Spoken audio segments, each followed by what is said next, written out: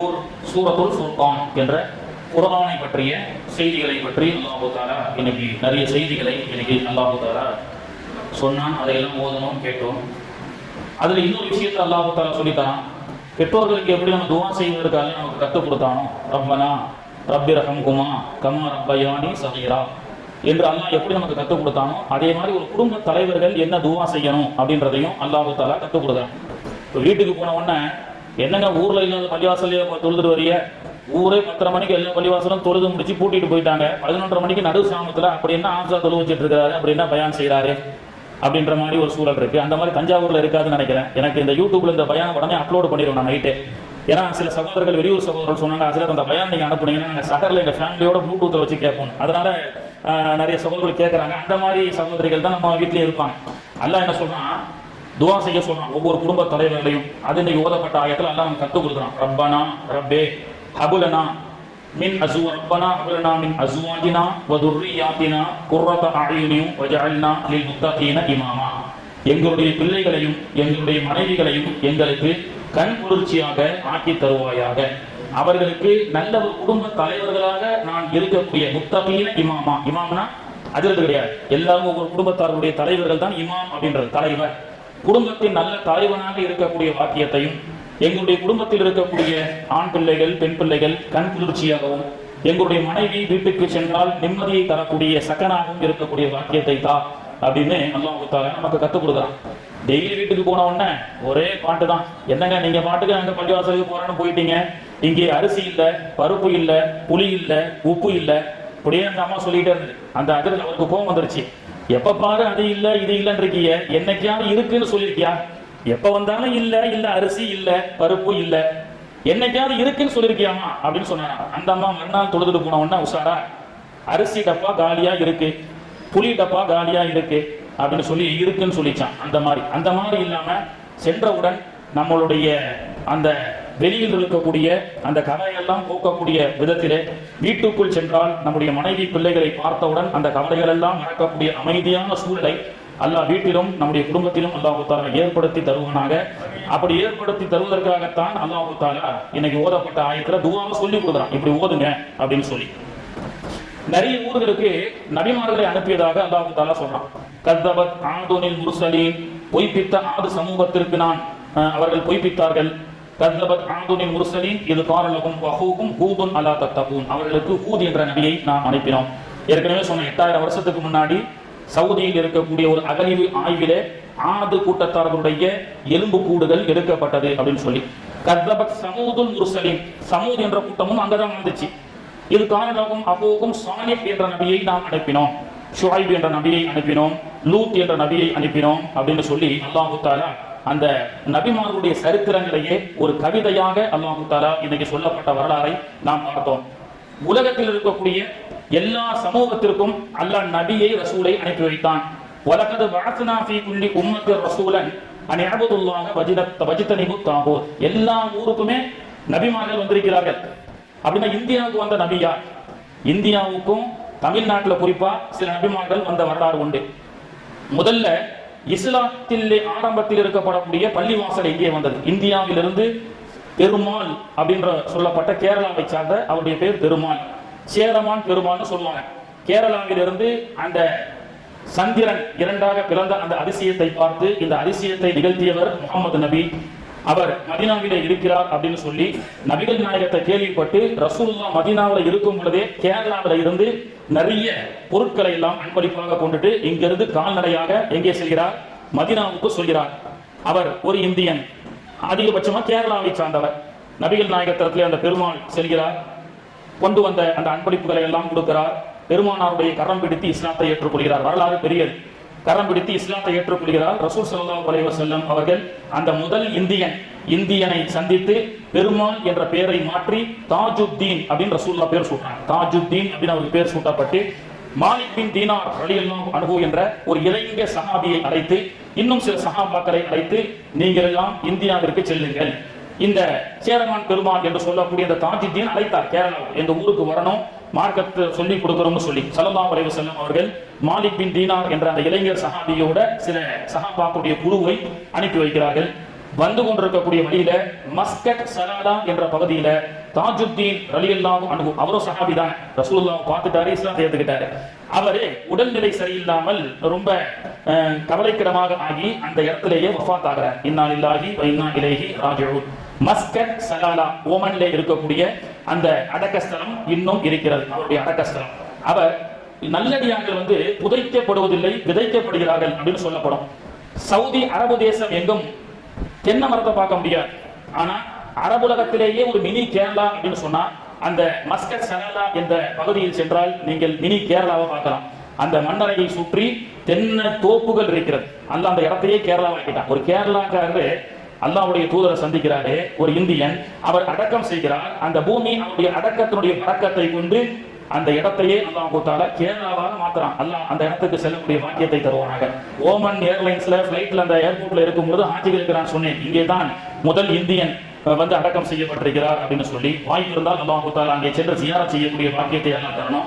அங்க பக்கத்துல தான் அய்யூப் அலைஹிஸ்ஸலாமுடைய ஃபால்ஸ் இருக்கு, வரலாறு பெருசு. அங்கேயும் போய் என்ன செய்யலாம், தண்ணியை கொண்டு வந்து குடிக்கலாம். நோய் நிவாரணத்துக்கு உண்டான மருந்து அங்க அய்யூப் அலைஹிஸ்ஸலாம் நிவாரணம் அங்க ஒரு ஜியாரத்தா இருக்கு, ஓமன் மஸ்கட் சலாலா.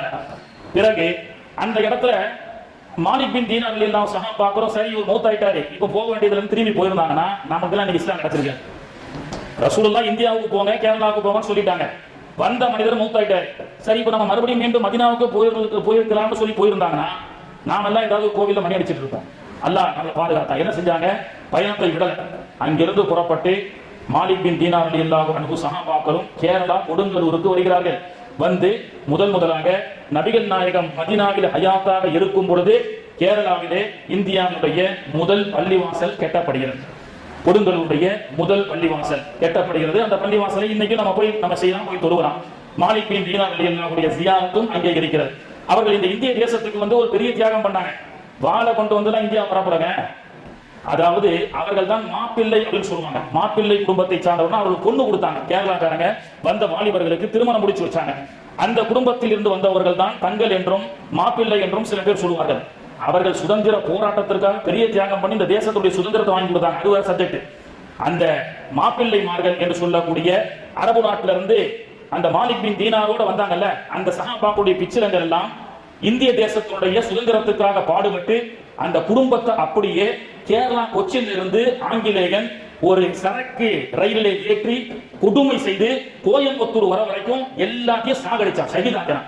ட்ரெயின்ல வச்சு கோயம்புத்தூர் ரயில்வே ஸ்டேஷனுக்கு பக்கத்துல அவருடைய அடக்கஸ்தலங்கள் எல்லாம் இருக்கிறது. சுதந்திர போராட்டத்திற்காக எந்த தேசத்துல இருந்து எங்க வந்து இந்த தேசத்தினுடைய சுதந்திரத்துக்காக பாடுபட்டவர்கள் சஹாபாக்களுடைய குடும்பத்தார்கள். சரி, இது முதல் பள்ளிவாசல்.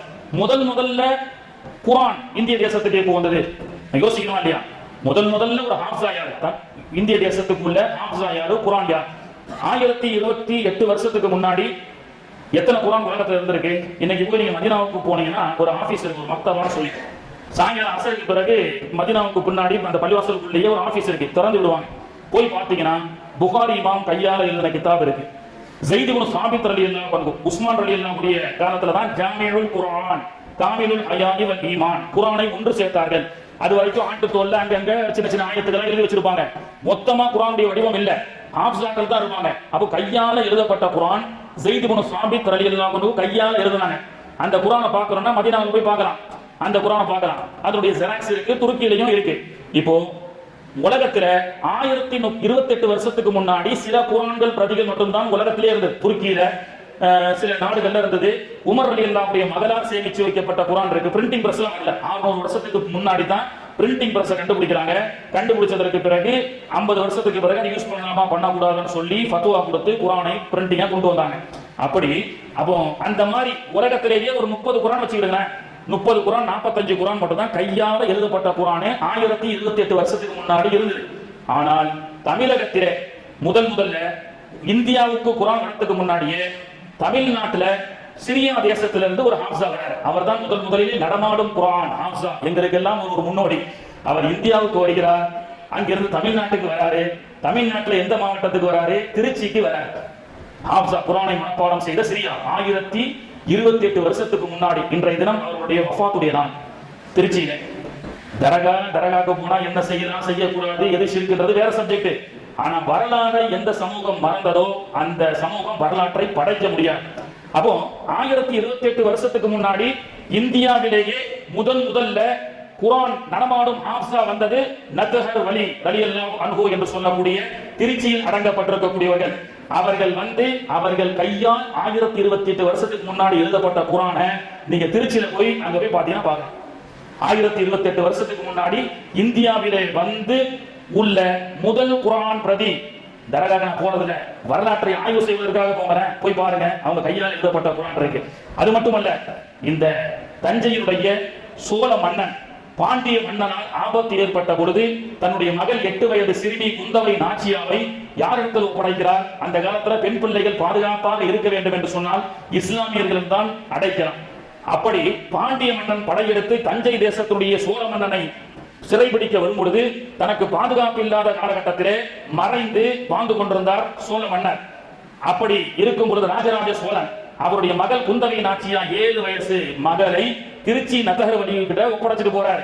வரலாற்றை ஆய்வு செஞ்சு பாருங்க. திருச்சி நத்தகர் அடுத்து வரும். அந்த 8 வயது சிறுமியை வளர்க்கிறார்கள். வளர்த்து குந்தவை நாச்சியா குர்ஆன் ஓதுகிறார்கள். இந்தியாவுக்கு வந்த முதல் குர்ஆன் ஓதுன முதல் மாணவின்னு சொன்னாங்க. அவங்களுடைய அடக்கஸ்தலம் அங்கே இருக்கின்றாங்க. சில பேர் வந்து ஸ்ரீரங்கத்தில் இருக்கின்றாங்க. அதுல நிறைய கருத்து வேறுபாடுகள் இருக்கு. அவங்க வளர்த்த கிளியும் அங்கே அடக்கம் செய்யப்பட்டிருக்கிறது ஒரு வரலாறு. அப்போ இந்தியாவிலேயே 1028 வருஷத்துக்கு முன்னாடி குர்ஆன் வந்த வரலாறு. அது மட்டும் இல்லைங்க, இன்னைக்கு பெண் இனத்தினுடைய பாதுகாப்பை பற்றி உலகத்துல பேசுறாங்க. சௌந்தரியம் அளவும் மிக்க உயர்ந்த ஜாதியை சார்ந்த சில பெண்கள் புதுக்கோட்டை மாவட்டத்தில் அந்த வழியாக அந்த காலத்துல 400 வருஷத்துக்கு முன்னாடி வரும் பொழுது கொள்ளைய கூட்டங்களால் மாட்டப்பட்டு விட்டார்கள். நடு இரவுல வழிபறி கொள்ளைகள். அங்கே இருக்கப்பட்ட மக்கள் சொன்னாங்க, நீங்க எல்லாம் இவ்வளவு நகை ஆபரணங்களோட இங்க வந்துட்டீங்களாமா? 8 அல்லது 12 என்று நினைக்கின்றேன். பெண்கள் எல்லாம் வந்துட்டாங்க. வரலாறு, நீங்க இரவுல இந்த புதுக்கோட்டை மாவட்டத்துல இந்த காட்டு பகுதியில எங்கேயுமே தங்க முடியாது. காட்டுக்குள்ள ஒரு பாவா இருக்கிறார். அவரிடத்துல போய் அடைக்கலம் நாடுங்கள். அவர் தான் உங்களை பாதுகாக்க போவதற்கு சரியாக இருப்பார்னு சொல்றாங்க. அந்த உயர்குல ஜாதியை சார்ந்த 8 12 8 பெண்கள் என்ன செய்யறாங்க? அந்த பாபாவிடத்திலே அடைக்கலம் ஆகிறார்கள். அந்த 8 பெண்களையும் அவர் போர் செய்து எதிரிகளிடத்தில் ஷஹீதாகிறார். அந்த பெண்களை பாதுகாத்து அவர் ஷஹீதாகிறார். அவர் தான் காட்டு பாபா பள்ளிவாசல் இருக்கக்கூடிய பாபா ஃபக்ருத்தீன் ரலியல்லாஹு அன்ஹு. அவருடைய அடக்கஸ்தலமும் அங்கே இருக்கிறது. அவர்கள் ஷஹீதாக்கப்பட்டது அவருடைய குதிரையினுடைய அந்த கால் மாதம் அந்த அடக்கஸ்தலத்துக்கு பக்கத்துல இருக்கும். அப்போ கண்ணியத்திற்குரியவர்களே, இது போன்ற வரலாறுகளை அல்லாஹ் தஆலா எல்லா நபிமார்களும் வந்திருக்கிறாங்க. மூசா அலைஹிஸ்ஸலாமுடைய தௌராத்தை வேதத்தை கொண்டு வந்தவர் தமிழகத்திற்கு வந்திருக்கிறார் 3 வருஷத்துக்கு முன்னாடி. நாளைக்கு சொல்றேன். அடுத்து சுலைமான் அலைஹிஸ்ஸலாமுடைய வரலாறு இன்னைக்கு சூரத்துல் நம்ல ஆரம்பிச்சோம். எறும்பு அப்படின்ற ஒரு அத்தியாயம். சுலைமான் அலைஹிஸ்ஸலாம் வந்திருக்கிறாங்க. இங்க சிதம்பரம் மாவட்டத்துக்கு பக்கத்துல ஒரு இடத்துக்கு வந்திருக்கிறாங்க. எந்த இடம் என்பதை இன்ஷா அல்லாஹ் நாளைக்கு சொல்லுவோம். நாளைக்கு சொல்றேன். இன்ஷா அல்லாஹ் சுலைமான் அலைஹிஸ்ஸலாமும் இங்க வந்த வரலாறுகள் உண்டு. கண்ணியத்திற்குரியவர்களே, அல்லாஹ் தஆலா